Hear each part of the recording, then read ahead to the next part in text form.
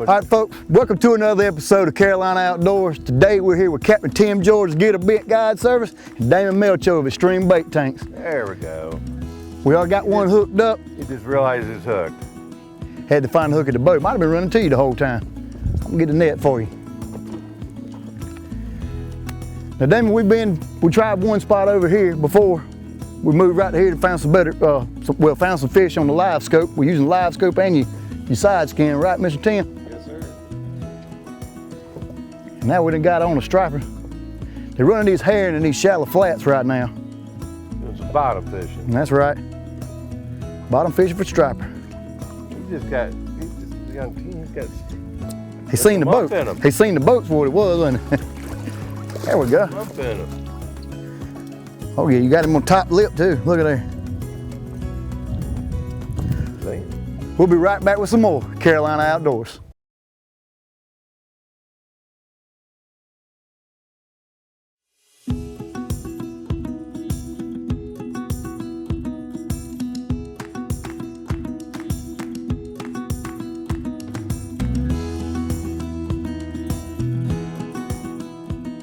Folks, we're here with Damon Melcho of Extreme Bait Tanks. Damon, give us a little conversation about, how'd you come up with this bait tank and, what's your uses for it? Awesome.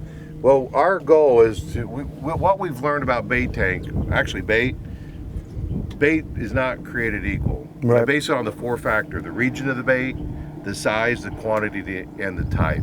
So depending on who you are, where you are, what you're trying to accomplish, I can have a conversation with you about how many, how big, and what you want to do. So we want to be able to build a bait tank.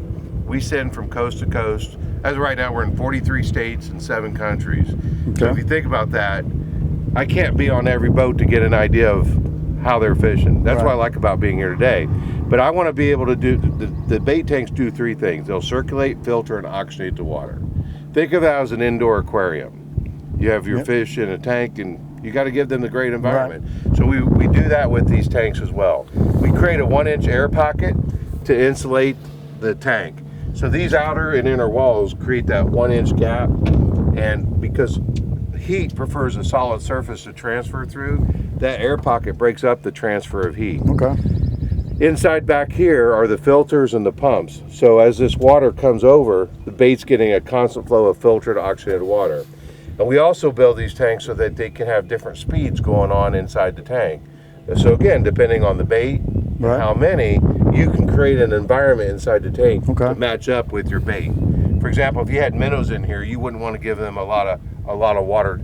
They want the water, but they don't want the current. Yeah. Whereas with something like herring, you can give them a little current. Or if you got a bigger bait, even a little bit more. Get a chatter. Yeah, and like down Tennessee, even with skipjack. Skipjack, yep. And we've got some baits offshore with ladyfish for king mackerel that are 2 foot. Okay. So anything that you want to use as bait, we can get. There's a lot of science behind this. To want me to hear you talk about. A lot more than people realize. A lot of people start off with a 5-gallon bucket. Yes, it's a long way from a 5-gallon bucket here, buddy. Can you give us your number, how to get in touch with you, and how to buy these tanks? Absolutely.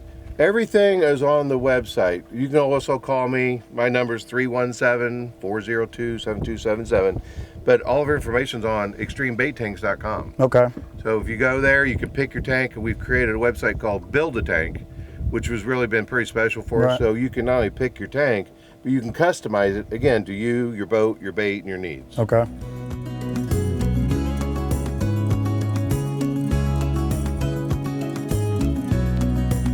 Right now I'm hooking on herring. Now we have several different ways we like to hook them on, but I kind of hook it to the side like that. You can hook them through that nostril. Got him right there? Go ahead. Get him in, Mr. Tim. Just do a little fishing himself. Got him, Modi. Got it right before I put it on the hook. Another good hybrid. Another good hybrid. Now, Tim, how long you been guiding? I've been guiding for 18 years. I've guided part-time, but I've been guiding 10 years full-time. Right. And it's my passion. I still get excited. Grab a net right there. I was gonna grab a net from him. I still get excited just like my first day that I went. It's just, I love to make people happy, man. There he is, fish on behind. Oh. I love to make people happy. Some people come out here, it's just, I mean, they ain't never caught any size fish like this, and it's, you know, it's real enjoyable. Well, you know, I noticed too, stripers a lot better if you was taking kids, I would say, because how fast it can be and how, you know, just non-stop that you constantly doing something, it seems like. Correct. And I do a lot with the dream kids too. I love to do stuff right for the kids, and we do stuff for the military and everything. Us guys get together and we try to give our support to, you know, other associations to help them out. Put a bait on this. I haven't seen a lot of people apply the live scope yet to striper fishing. Now tell me a little bit about how this helps you when you striper fishing with this live scope you're using. Well, I'll know if the fish is up high in the water column or if they're down low on the bottom. So it'll let me know if I need to fish up high or fish down low. Right. So when I'm over at Lake Bury, I'm over there looking and I'm pulling planer boards and stuff. If the fish are not coming to me, I know to start looking across the bottom, and you'll start seeing them come all across the bottom and everything else. So if they're up high, you know you need to start fishing up high, maybe free lines, right? Or you move your down rods up, or you know, whatsoever. But this right here is a game changer to striper fishing. I won't fish without it. If it broke tomorrow, yeah, I go buy it again. And I reckon you found that out because you do striper, you do crappie guiding too. Correct. And so that's why you definitely had it for that. And then I reckon you figured you can try to apply it to striper fishing too. Sure. It ended up working out. Yeah, you can hit a hole, you can scan that hole, and us guides, it helps us with time. Right. We don't have to sit in there. We don't have to do anything like sit here for 10 minutes, 15, 20. If we scan that hole and there ain't nothing there, we can roll on. And you said you can even determine, like you can see the size of the fish. Like for instance, when you got a creel limit, you got to keep 1 over 21 or whatever. You see that, okay, that's going to be a 21-inch fish. That's the kind of fish we're after. Yes, you can zoom this thing down. We at a 5-foot block right now. You can zoom it down and you can make it a 2-foot block. And then you'll know what size fish that you're... If it fills up that block, that's the fish you want, right? Yeah, at 24 inches. Yep. Plus, too, it helps with us in tournaments. When we're looking for big stripers, we can turn around and go up the ditches, inside the trees, and everything else. You know, we can go up there and say, man, there's some big old stripers in there. So we can stay in there. With regular sonar, you don't know unless he's coming straight up underneath the boat on you. So you can stay in that ditch. You can keep pulling back and forth until you get him out of there. Okay. Well, Tim, if anybody wants to get in touch with you, do a guide trip with you, would your guide service Git-R-Bent, how do they get in touch with you? You can go to my website, www.gitorbentguideservice.com, or you can give me a call at 706-833-3289. All right, well, let's do some more fishing. We'll be right back with some more Carolina Outdoors.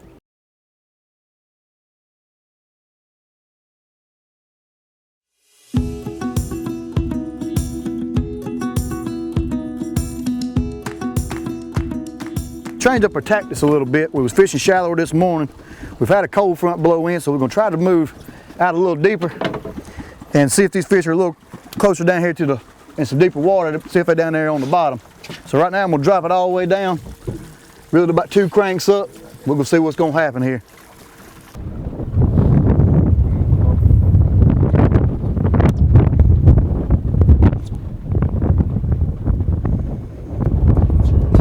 Something's gonna hit it as soon as it hit the bottom.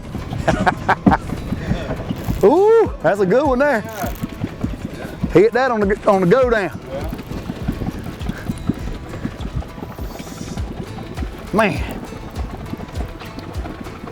I mean, these stripers, they're like tanks too. I mean. Woo, woo, woo. There we go. I'm glad he decided to come out there. I mean, these stripers, they're like tanks too, man, you know. You put a saltwater fish in a lake, basically, that's what you done done. Oh. There we go. There we go. Very nice fish. Now he hit it on as soon as it hit the bottom, he was on there.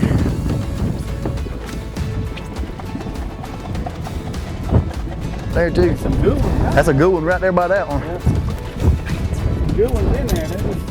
He might be on there. I think he's on there. He's on that one. Yeah. On right there. There we go. Yeah, he was headed out that way with it. Those good fish. That's what we're after. Yep. They coming in. Here's another right here. Another right here.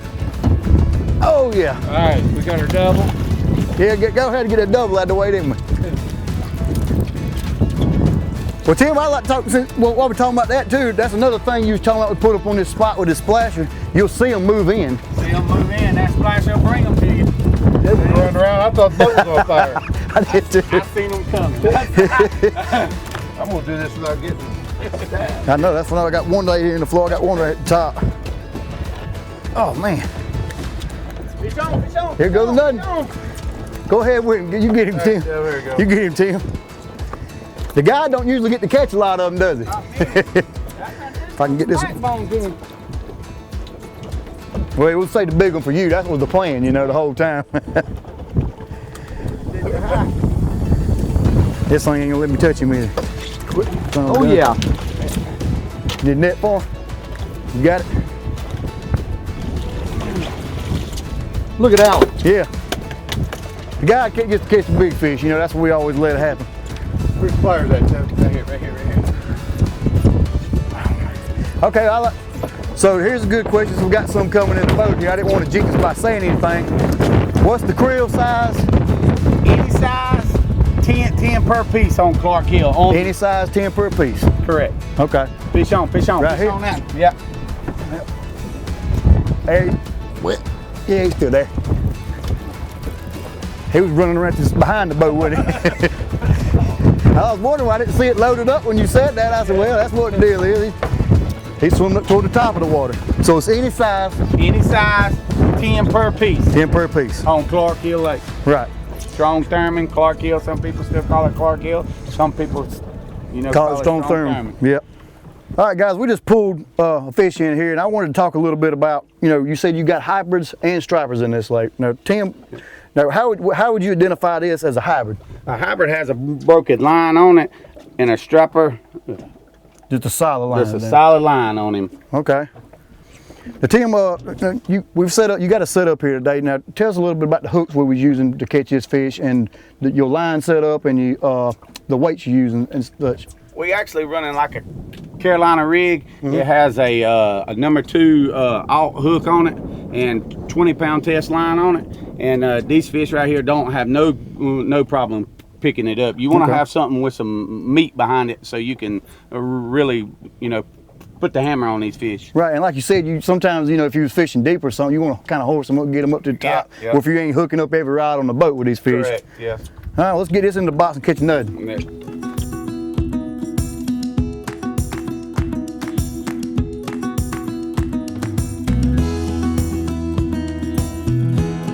When these scales get knocked off on these fish, the fish, they'll run up to it and they won't, you know, they'll look at it, leave, look at it, leave, because it don't look right to them. So you always want to have something silver. You don't want to have nothing with no scales knocked off of it. That's the main thing with your bait. You always want to make sure you got good bait. If you got bad bait, it's going to be a bad day on the water for you. It's going to be tough on you. All right, so guys, we got a little break here for a second. We're gonna try to talk about it again so we can make some more fish bites. So we left off talking about the conditioning of the water, how you get temperatures down in the water. Start back over there. All right, so when we was talking about the bait, or the tanks, they'll do 3 things. They'll circulate, filter, and oxygenate. You have to be able to manage the water temperature and the ammonia. Right. And we talked about, you know, every boat, every person, every angler, they've got a different opinion about what they like to treat their bait water with. But whatever suits you and your bait, you can use that. But on the ammonia, you can either chemically treat it, or you can do what we call partial water change. Right. So if you're doing bait carryover where you're fishing multiple days, you're on your boat, you're 12 volt, you get back, you plug in 110, you wake up, repeat. You gotta make sure that your bait, the water in your tank is good. So if you catching bait, for example, and you're dumping them right into the tank, you're gonna be purging your bait in that tank. Right. So all that release, those chemicals, it's in there. Now if you're buying your bait, Yep. Come on over here. Captain's got that one. Yeah, Captain. Let the captain get. Let's get over here with the captain while he's reeling him in. Here's a small. Yeah. Okay. But go continue. So if you're buying your bait's purged. Right. You don't have you buy what they call clean bait going into the tank. So you don't have them in trash going in there. So a partial water change. But here's something that I've learned that is amazingly important. Temperature.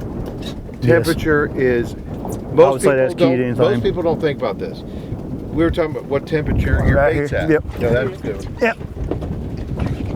Most people are talking about the temperature though. So if you've got a 5-degree variable, if you've got a 65-degree bait and you put them in 75-degree water, because your guy, here, he's gonna help you out there. Oh, tied up another, and that's what it was. How are you filling up your bait tank? A lot of guys just do it with surface temp. Right. I mean, they don't have the ability to draw water from down deep. So if your surface temperature is 75 or even 80, that's right, and you're putting in your bait tank, and all of a sudden you go buy bait at 65 degrees, you dump them in there, they're gonna go into shock. Yeah. And people are like, what's wrong with it? What's wrong here? You've got to know your temperature. And we were offshore. Go ahead. We were offshore. We were offshore, and we were in 200 foot of water, fishing, jigging for bait at 80 feet. Right. We're trying to figure out what temperature to set the tank at. Have you ever seen those laser thermal guns that shoot surface? Yeah. Yep. I had one because I wanted to know what our water temperature was. Well, guess what? Fish are cold-blooded. We were shooting our bait. They were giving us the temperature we were pulling on the fish, and that's the temperature we set the tank. Huh. So that way we have. Oh, got another one up. He's running. Oh, he's hitting one. He's on already. So temperature is very. We even build these units with chillers. Okay. Like a bait pack. And all this you can all see all this on the website. Yeah. So you can just build your own tank. Build your own tank. You can add chillers. You can add different heights, sizes. I mean, that's really ideal. I mean, anything you want that you think you might want, you can get it on. It's the only bait tank that I've ever seen or come across that you can actually build it.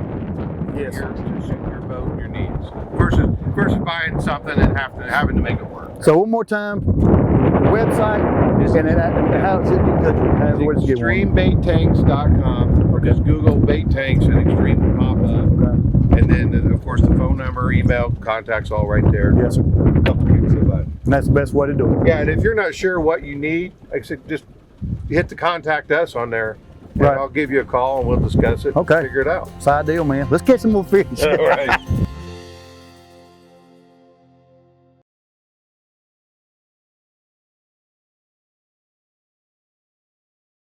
Yep, got it.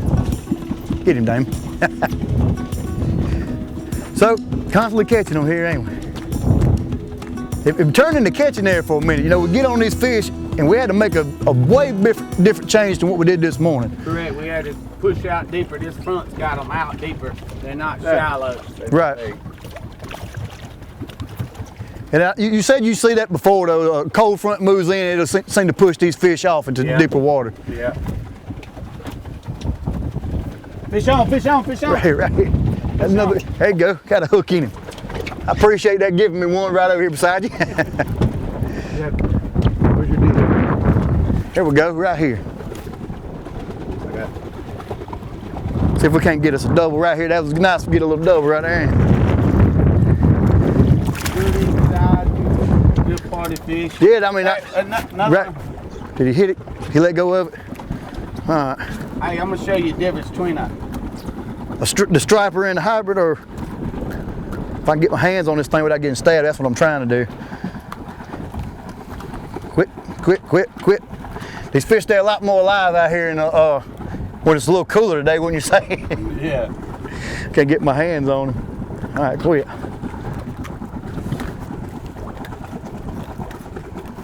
There we go. Got it hold to him in. Well, you know, we've had a phenomenal day here so far. We're still gonna catch some fish and continue to keep catching fish, but that's gonna be all the time we have for today's show. So until next time, get out and enjoy your Carolina outdoors.